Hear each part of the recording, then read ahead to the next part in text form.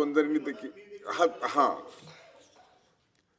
मध्ये आता निर्णयापर्यंत कसं यायचं ते तुम्ही जरा लॉयर असल्यामुळं नाही, मी लॉयर म्हणून नाही बोलत आहे.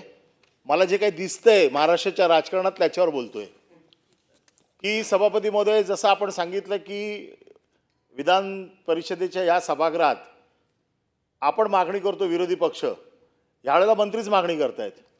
मंत्र्यांची हतबल तर दिसते की काही करू शकत नाहीये. 16,000 पदांवरनं 8,000 पदांवरती आलेले आहेत. 16,000 पदांचा आकृतिबंध बनवला कोणी, कशाच्या आधारावरती? आणि तो 8,000 पदांवरती आणला. याचा अर्थ असा दिसतोय की वित्त खात्याने यांच्या ठरवून यांच्यावरती वरवंटा फिरवत आहेत. बाजूला दोघे बसलेले आहेत, तर दोघांवरही वरवंटा चालू आहे. दिसतोय खात्यावरचा वरवंटा. आणि अशा वरवंटा फिरवण्याच्या परिस्थितीमध्ये सध्या सरकार सापडलेलं आहे. आणि ह्याच्या बाबतीत मंत्र्यांची हतबलता आहे. आज जर मंत्रीच हतबल असेल तर या सभागृहात न्याय कोणाकडे मागायचा? आणि आपण तर त्या खात्याचा कधीतरी कार्यभार सांभाळलेला आहे. मुख्यमंत्र्यांचा ड्रीम प्रोजेक्ट होता.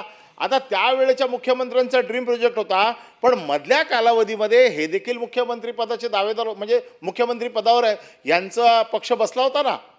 तर मग त्यावेळेला किमान हे सगळं जे दुरुस्त करायचं होतं का, त्यावेळेला देखील वित्त खातं यांचं ऐकत नव्हतं.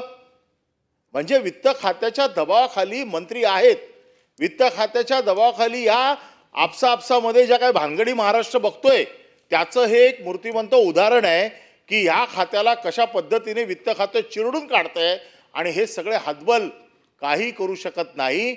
आपण जे एवढे हतबल झाले असाल तर उभे राहा आणि सांगा की जर नाही दिलेत, तुम्ही स्वाभिमानी आहात ना.